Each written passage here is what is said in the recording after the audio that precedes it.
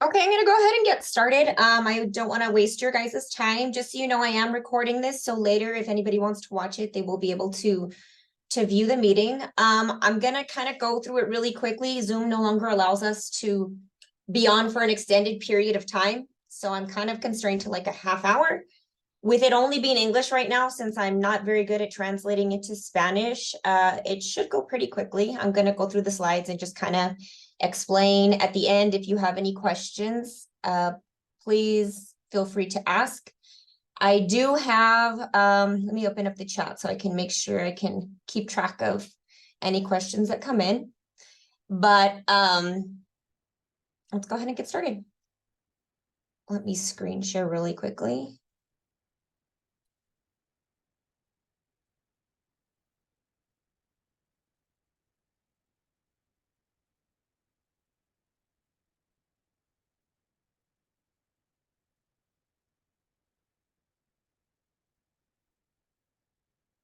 Okay, so this is our parent presentation for the gifted and talented here at Murphree Pre-K 8.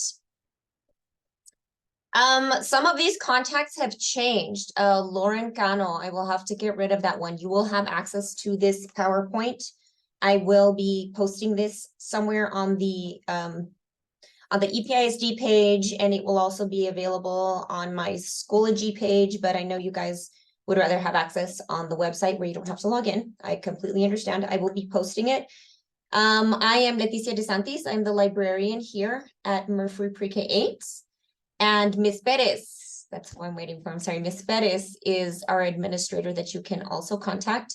If you need to speak to someone in Spanish, I would recommend you contacting Miss Perez. So these are our two campus touch base for if you have any questions about GT. As far as district facilitators, Ms. Lauren Cano is no longer in the position, but Mr. Kyler Anderson, I believe, still is. So basically, we're going to go over what it means to be gifted, how we identify gifted learners, things like that, so you guys are aware, and we'll show you some of the different resources that we have.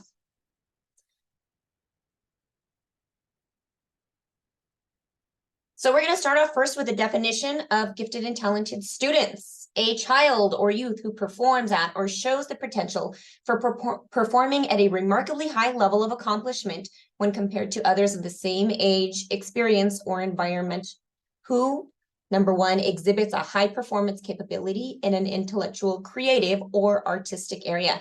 I do want you guys to notice there are 3 different areas that they can be gifted in. We can be intellectual, or creative, or artistic. It's not necessarily all 3. They possess an unusual capacity for leadership, or, this is not an and, this is an or, excels in a specific academic field.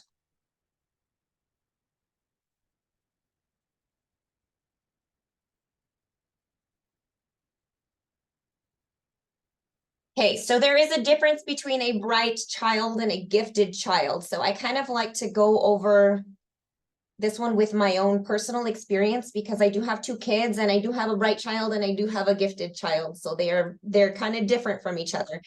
My daughter, who's a little bit older, she's very smart. She knows the answers and she will actively participate in things.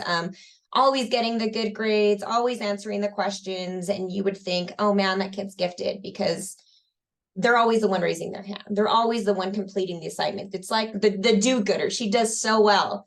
And when she was tested, we found she was not gifted. She's just really bright, and that's okay.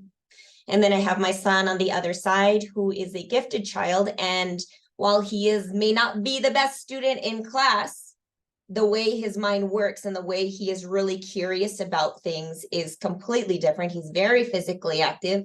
He's got crazy ideas, a great imagination, very creative, still academically does well, but 2 completely different kids.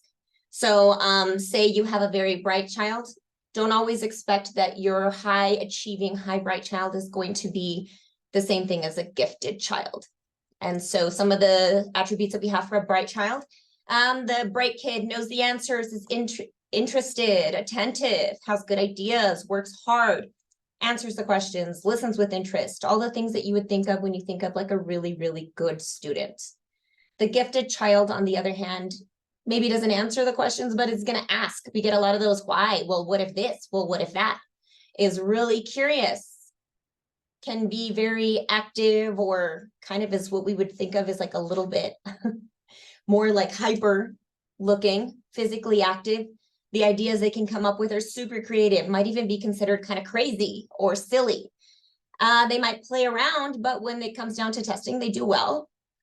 They can discuss things in detail. Have you ever had that one kid that'll just tell you a story, and instead of getting to the point and telling you what the story's about, they'll ramble on and tell you all the details and go off on all kinds of different tangents. This is more a sign of your gifted child.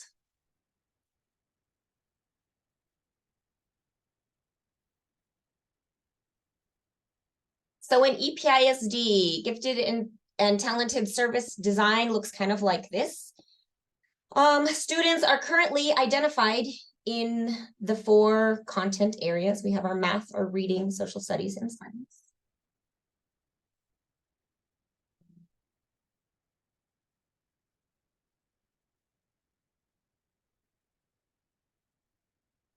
And in our talented program, this is EPISD's commitment. I will go ahead and read this to you now. It says EPISD Gifted and Talented Service Design provides an array of learning opportunities, commensurate with abilities designed to reinforce and strengthen interests of gifted and talented students. EPISD Gifted and Talented program options include acceleration and flexible pacing, as well as includes services. I'm sorry, you guys are in the way here. There you go. Services that are comprehensive, structured, sequenced, and challenging. EPISD students served in GT programs will demonstrate skills in self-directed learning, thinking, research, and communication, as evidenced by development of innovative products and performances that reflect individuality and creativity, and are advanced in relation to students of similar age, experience, or environment. So talking about our GT program commitment here, one thing that we are committed to doing is 2 GT projects, 1 per semester. And right now, the way we're doing it here at Murphree is we're integrating it into kind of what we have an expectation for everyone, but we do have higher expectations, like maybe kind of a different rubric for our GT kiddos. And those things are going to include participation in our science fair. And that would be first semester. And then towards the end of the year in second semester, they will be doing a, what do we call it? Oh my God, my mind has just left me. The reading literacy fair. I'm sorry, the literacy fair. This year, we're going to try to tie in the products that they do into one of the performances that maybe orchestra has around Christmas time, and then the end of the year celebration that we have here with our IB, so that everyone can come in, enjoy, and see the different things that our GT students have produced. So we do service kinder through 5th. Our GT kiddos that get tested have to be at least 5 years of age. We do not pull out here at Murphree. It is a self-contained unit. We are integrating kind of a, what do we call it? Win time, whatever I need time, where some students may have to go into tutoring, and maybe some students are going to go into a GT unit. We're kind of still working out how we're going to do that, but they are not specifically pulled out for GT here. This is a school-wide program. GT will be addressed in all 4 of our course subjects, as well as fine arts, creativity, and leadership, and it provides appropriate differentiation in content, process, and product. GT students are ensured opportunities to work together as a group, work with non-GT students, and work independently through the school day/school year. GT students have opportunities to continue the dual language program in connection with the GT Gifted and Talented program.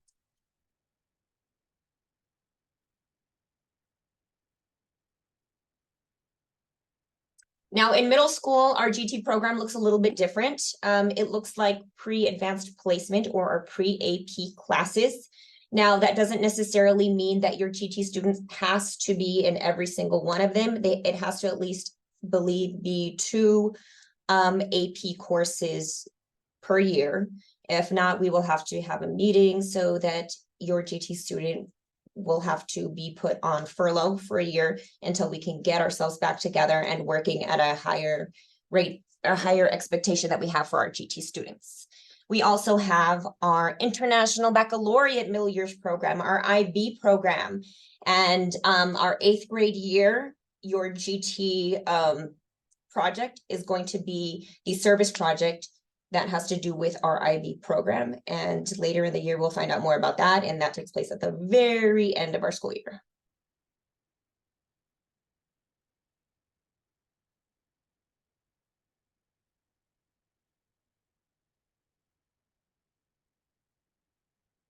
Okay, so the Texas Performance Standards Project comprises a set of performance standards, curricular and assessments for differentiating instruction and deepening academic learning. TPSP enhances gifted and talented programs from kindergarten through high school. Our teachers all do have access to all of these things, and some of the things that they can actually do are enter into our EPISD Film Fest. They can participate in coding and robotics, and there are STEM activities and more.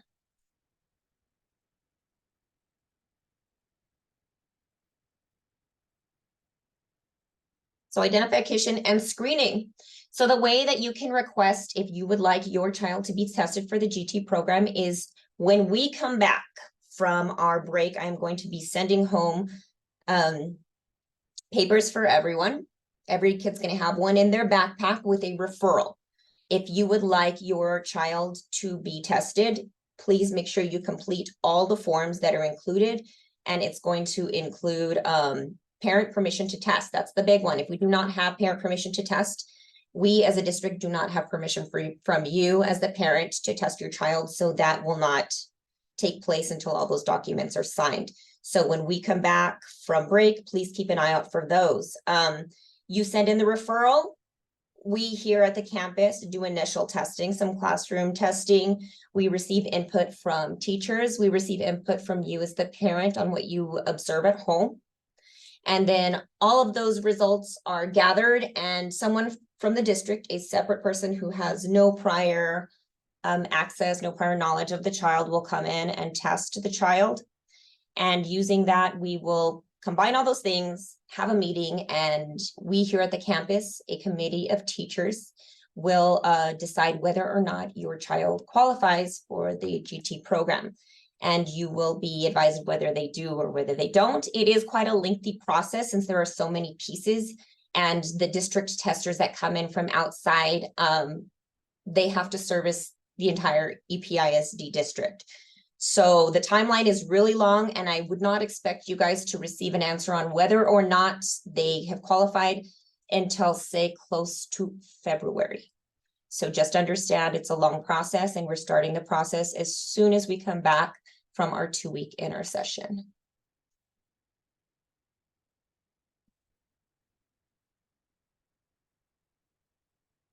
So the 4 criteria that are going to be presented to the committee when we meet and take a look at the results are going to be the RIAS-2. This is a subject standard measurement criteria one. I don't know what that means. It's more of like a type of intelligence test. And once that is done, that is the one that is done by someone outside, an outside tester that comes in to test all the children that have been referred. We collect that information, as well as our teacher observation, your parent observation, and a creative assessment that is given here on campus to those that are kinder through 5th. 6th through 8th do not have to do the creative assessment, but the RIAS-2, the observations are all considered.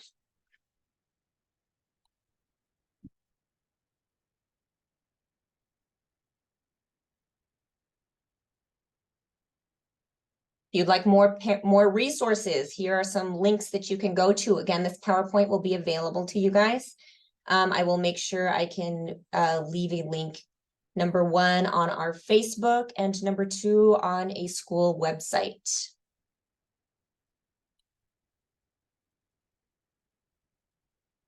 Okay.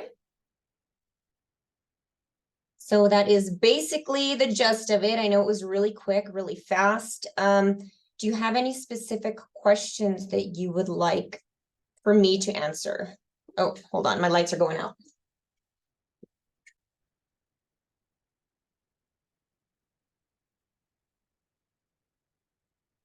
Excuse me.